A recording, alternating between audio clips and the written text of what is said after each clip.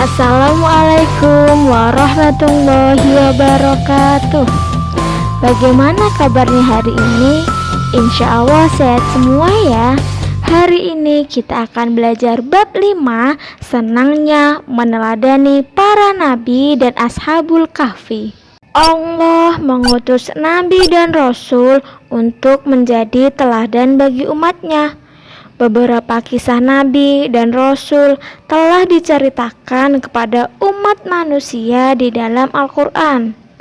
Kisah nabi dan rasul tersebut dapat dijadikan sebagai pelajaran ibrah bagi manusia, meneguhkan hati Nabi Muhammad SAW, memperkuat keimanan, dan sebagai petunjuk serta rahmat bagi orang yang beriman. Kehidupan yang dialami oleh para nabi dan rasul serta kisah yang dialami oleh ashabul kahfi seharusnya dijadikan teladan bagi manusia, baik pada masa tersebut maupun masa sekarang ini. Dengan demikian, umat manusia akan dapat menjalani kehidupan ini dengan baik dan sesuai tuntunan Allah. Sekarang kita akan belajar tentang kisah keteladanan Nabi Yunus. Yunus bin Matta adalah orang yang solih dan merupakan seorang ahli ibadah yang tekun. Beliau diangkat menjadi rasul ketika berusia 30 tahun.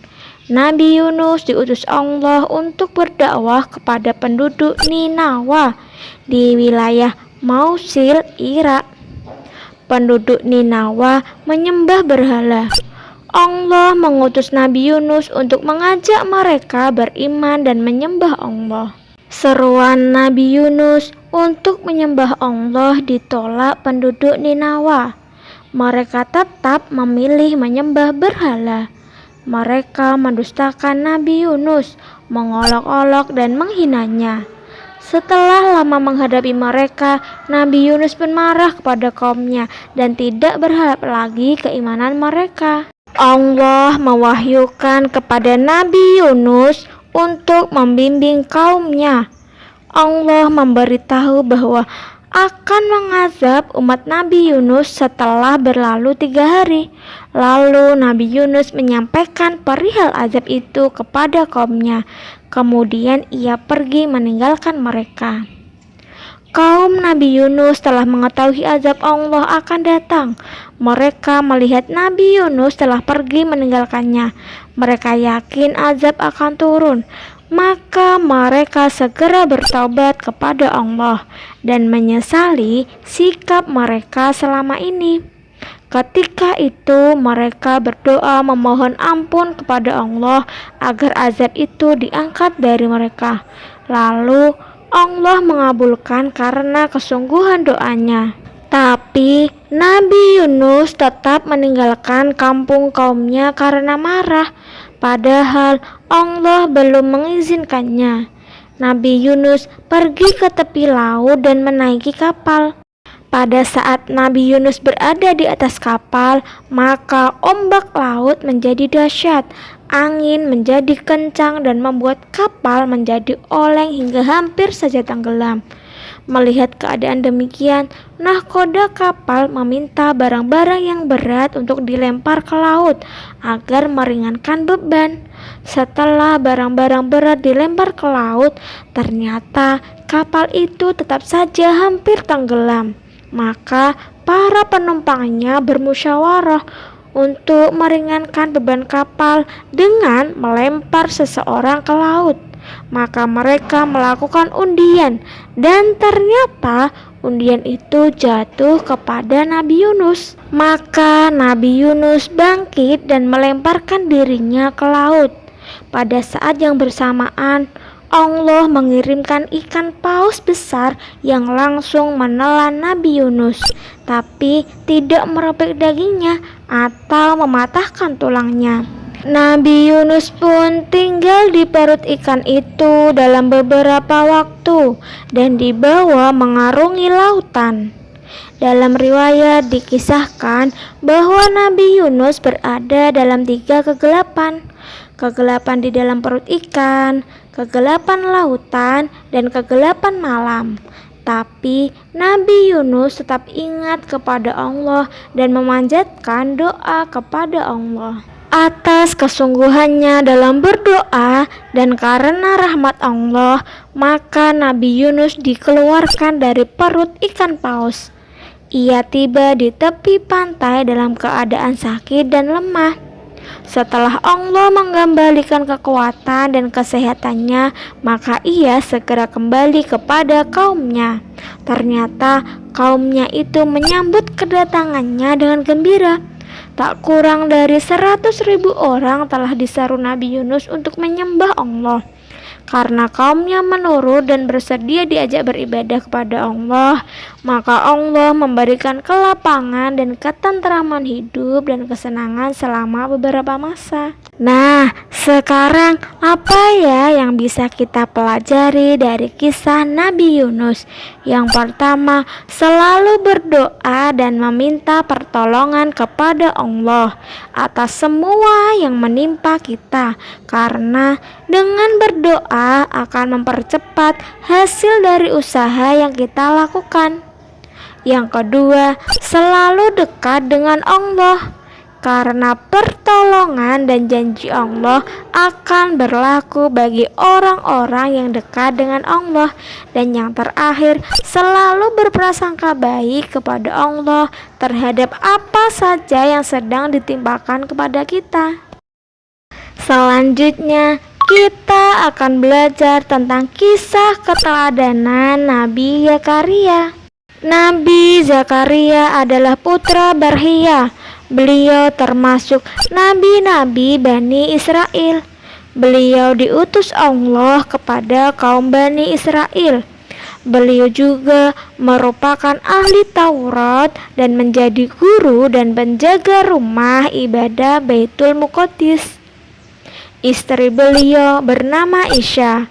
Namun sampai tua mereka tidak memiliki putra. Isya memiliki saudara perempuan yang bernama Hannah. Suami Hannah bernama Imran, termasuk salah seorang pemuka Bani Israel, dan mereka juga tidak memiliki anak. Lalu mereka berdoa kepada Allah. Bila kelak memperoleh anak, maka anak itu akan diserahkan kepada Allah untuk mengabdi di Baitul Maqdis dan memelihara rumah suci itu. Doa mereka diterima oleh Allah dan lahirlah seorang putri yang bernama Maryam. Namun ketika Maryam masih kecil, ayahnya meninggal. Berdatanganlah orang yang ingin mengasuh Maryam. Karena itu, diadakanlah undian oleh para pengurus mihrab, dan ternyata yang mendapat undian itu adalah Nabi Zakaria. Dan mulai saat itu, Maryam diasuh oleh Nabi Zakaria. Maryam semakin besar dan terdapat tanda kemuliaan pada dirinya. Pengharapan Nabi Zakaria untuk mendapatkan keturunan tidak pernah surut. Nabi Zakaria khawatir apabila beliau wafat tanpa meninggalkan seorang pengganti, nanti kaumnya akan kehilangan pemimpin dan akan kembali kepada cara-cara hidup mereka yang penuh dengan kemungkaran dan kemaksiatan. Bahkan mungkin mereka dikhawatirkan akan mengubah syariat Nabi Musa dengan menambah atau mengurangi isi kitab Taurat sekehendak hati mereka. Nabi Zakaria terus berdoa, tidak ada putus-putusnya kepada Allah, hingga akhirnya membuahkan hasil. Allah mengabulkan doa Nabi Zakaria sehingga ia memperoleh anak walaupun usianya telah tua. Suatu peristiwa yang menakjubkan. Allah memberi tanda-tanda kehamilan istri Nabi Zakaria bahwa mulutnya tidak akan bisa berbicara selama 3 hari dengan sesama manusia, padahal ia tidak sakit. Nabi Zakaria hanya bisa berbicara isyarat dengan tangan atau lainnya untuk memahamkan orang.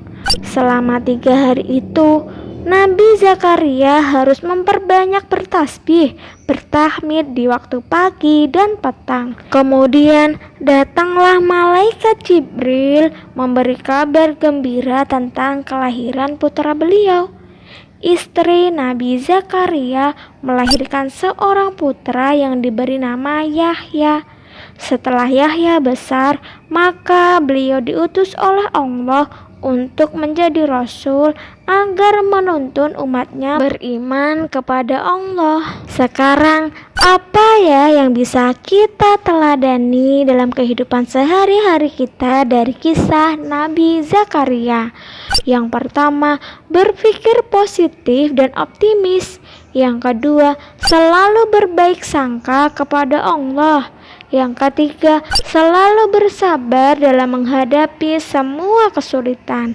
Yang keempat, rajin berdoa dan berusaha dengan ikhlas. Yang kelima, pantang berputus asa. Yang keenam, banyak beramal soleh. Dan yang terakhir, bersikap amanah. Alhamdulillah, hari ini kita telah belajar 2 kisah Nabi, yaitu Nabi Yunus dan Nabi Zakaria. Jangan lupa untuk kita teladani dalam kehidupan sehari-hari kita. Wassalamualaikum warahmatullahi wabarakatuh.